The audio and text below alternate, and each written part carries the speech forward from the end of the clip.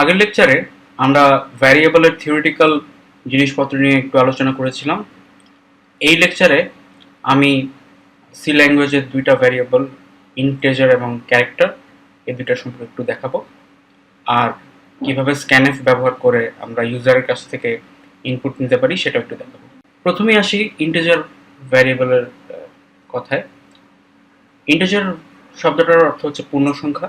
তোমরা অনেকেই গণিতে দেখে এসেছো যে পূর্ণ সংখ্যা মানে হচ্ছে 1 2 3 4 এরকম সংখ্যাগুলো যেগুলো ভগ্নাংশ নয়। তো সি ল্যাঙ্গুয়েজ পূর্ণ সংখ্যা রাখার জন্য ইন্ট ভ্যারিয়েবল ব্যবহার করে।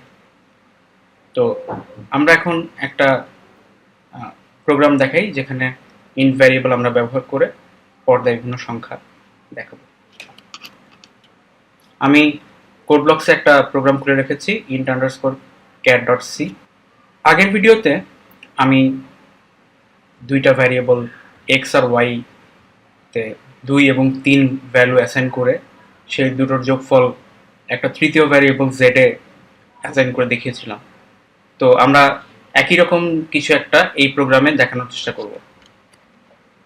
সি ল্যাঙ্গুয়েজে ইন্টিজার ভ্যারিয়েবল ডিক্লেয়ার করা হয় ইন্ট এক্স লিখে। এর অর্থ হচ্ছে যে এক্স নামের একটা ইন্টিজার ভ্যারিয়েবল আমরা ডিক্লেয়ার করলাম। আমরা যদি ওয়াই এবং জেড আরো দুটো ভ্যারিয়েবল ডিক্লেয়ার করতে চাই তাহলে আমি কেবলমাত্র কমা বসিয়ে একটার পর একটা ডিক্লেয়ার করে যেতে পারি। তো এখন আমরা কিন্তু চাইলে এটাকে এভাবে লিখতে পারি int X int Y int Z. আমরা এখনকার প্রোগ্রামটাতে এভাবেই লিখবো পাশাপাশি। তো আগের ভিডিওতে আমরা দেখেছিলাম যে আমরা এক্স এর মানকে 2, ওয়াই এর মানকে 3 দিয়ে অ্যাসাইন করেছিলাম। এখন জেড এর মান হচ্ছে এক্স এবং ওয়াই এর যোগফল, Z equal to X plus Y. এখন আমি পর্দায় দেখাতে চাই যে the value of X plus Y equal to Z. তো আমরা আগের কোনো একটা ভিডিওতে দেখেছিলাম যে কোনো একটা কিছু পর্দায় প্রিন্ট করতে হলে প্রিন্টএফ বলে একটা ফাংশন ব্যবহার করা হয়। তো সেই ফাংশনটাতে আমরা যা কিছুই লিখি না কেন সেটা পর্দায় দেখাতে পারে। হ্যালো ওয়ার্ল্ড প্রোগ্রামের সময় তোমরা দেখেছিলে যে হ্যালো ওয়ার্ল্ড আমরা লিখে দিয়েছিলাম এবং সেটা পর্দায় দেখিয়েছিল। কিন্তু আমাদের এই প্রোগ্রামটাতে দুটো ভ্যারিয়েবলের নাম, 3টে ভ্যারিয়েবলের নাম পর্দায় ভ্যালু পর্দায় দেখানো হবে। তো সেটা কিভাবে হবে সেটা আগে লিখে নিচ্ছি। The value of %d plus %d equals %d comma X comma Y comma Z. তো এখানে আমরা কিছু জিনিসপত্র নতুন দেখছি, যেমন %d। তো ঘাবড়ে যাওয়ার কিছু নেই, আমি ব্যাখ্যা করছি এটার মানে কি। %d হচ্ছে যে আমি যে ভ্যারিয়েবলটার ভ্যালু পর্দায় দেখাচ্ছি সেটা এই অংশটার পরে কোন একটা ভ্যারিয়েবল থেকে আসবে। তো এই %d নির্দেশ করে, এটা যেহেতু এখানে অনেকগুলো %d আছে, এটা যেহেতু প্রথম %d, সেটা এই অংশের পরের প্রথম যে ভ্যারিয়েবলটার নাম দেওয়া থাকবে সেটাকে নির্দেশ করবে। এই %dটা দ্বিতীয়টাকে নির্দেশ করবে এবং এই %dটা তৃতীয়টাকে নির্দেশ করবে। তো এখন আমি এই লাইনটা কি আউটপুট দেবে সেটা রান করে দেখি।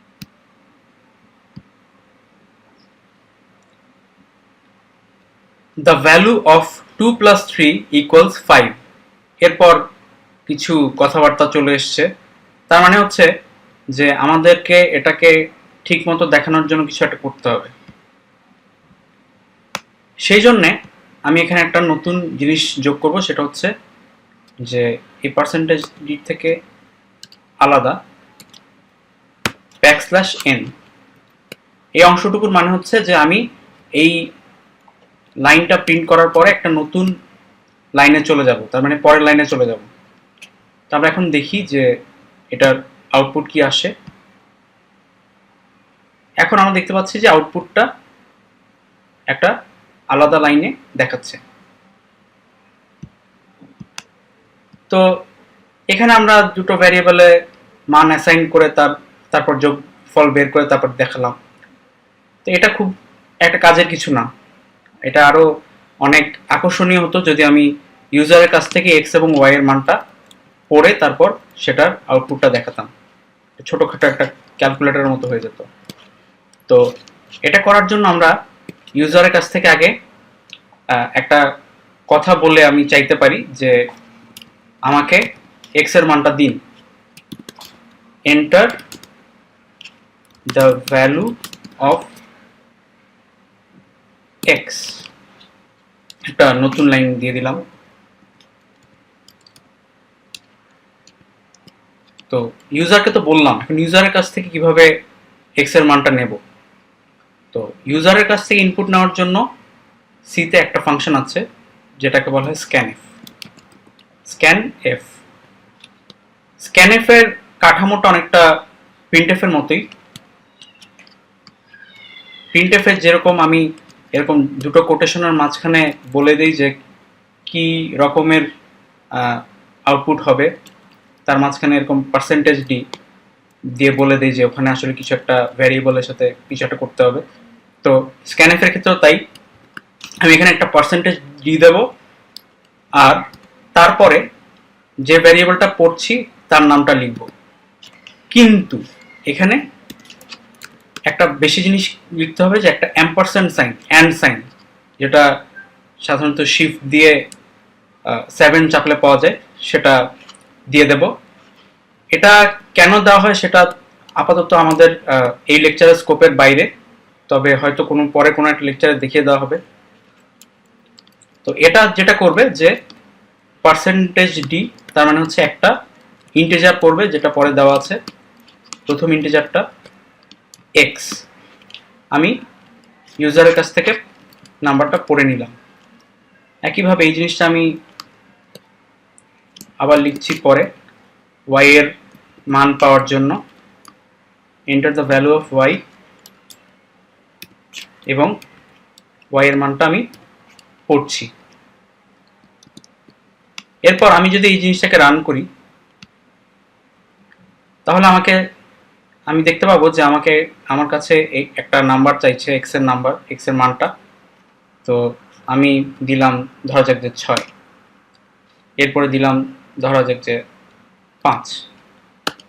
The value of 6 + 5 = 11।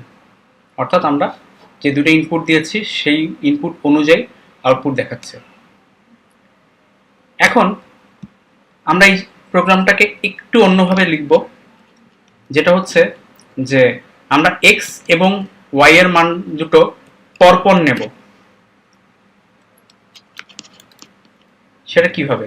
Enter the value of X and then Y. এই জায়গাটাকে একটু বদলে দিলেই আমি জিনিসটা নিতে পারবো। আমি এখানে পার্সেন্টেজ ডি আরেকটা যোগ করি এবং এই জায়গাটায় অ্যাম্পারস্যান্ড দিয়ে ওয়াই লিখি। এর মানে হচ্ছে যে আমি দুটো ইন্টিজার ইনপুট নেব, প্রথমটা হচ্ছে এক্স, পরেরটা হচ্ছে ওয়াই। এখন আমি এইটাকে রান করে দেখাই,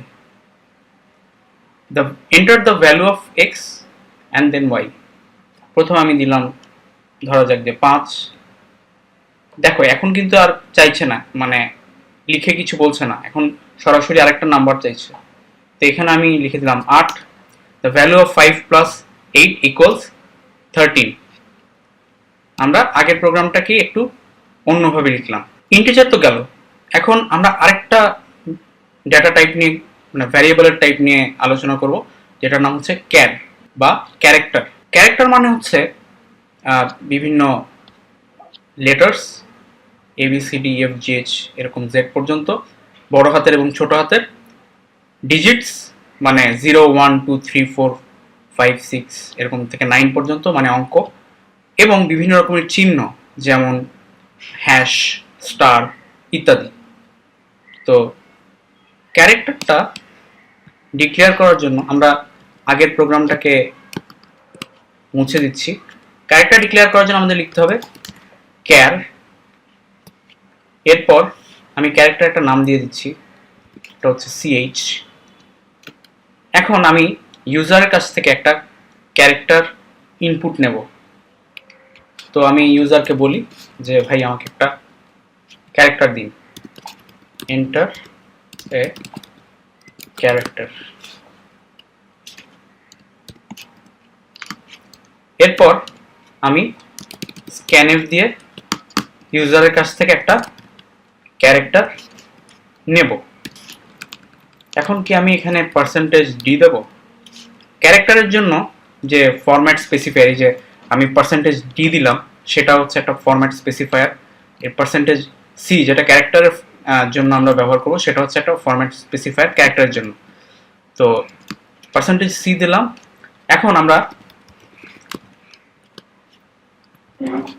the character you enter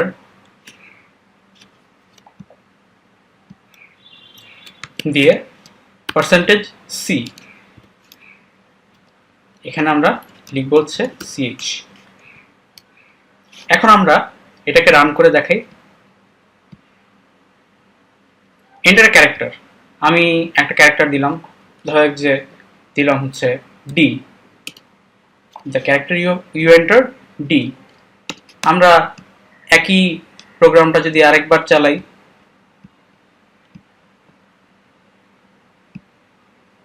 enter character, আমি দিলাম 9, দ্য ক্যারেক্টার ইউ এন্টার 9। অথবা আমরা একটা চিহ্ন দিতে পারি, যেমন পার্সেন্টেজ চিহ্ন, the character you enter percentage. তো এভাবে আমরা বিভিন্ন রকমের লেটার্স, ডিজিটস এবং ক্যারেক্টার, বিভিন্ন সিম্বল আমরা ক্যারেক্টার ভ্যারিয়েবলে রাখতে পারি। পরবর্তীতে আরেকটা বিশদ ব্যবহার ক্যারেক্টারের, সেটা আমরা দেখব যখন আরেকটু অ্যাডভান্স লেভেলের লেকচার আমরা দেখাবো। তো এই অংশে তোমরা দেখলে যে পূর্ণসংখ্যা এবং ক্যারেক্টার ভ্যারিয়েবল কিভাবে সি ল্যাঙ্গুয়েজে ব্যবহার করতে হয় সেটা, এবং কিভাবে স্ক্যানএফ ব্যবহার করে আমরা এই দুই ধরনের জিনিসপত্র ইউজার থেকে ইনপুট নিতে পারি। পরবর্তী কোনো একটা লেকচারে আমরা দুই ধরনের ভ্যারিয়েবল আমরা দেখাবো, যেগুলো দশমিক বা ভগ্নাংশকে রাখতে পারে। তো সে পর্যন্ত ভালো থাকো।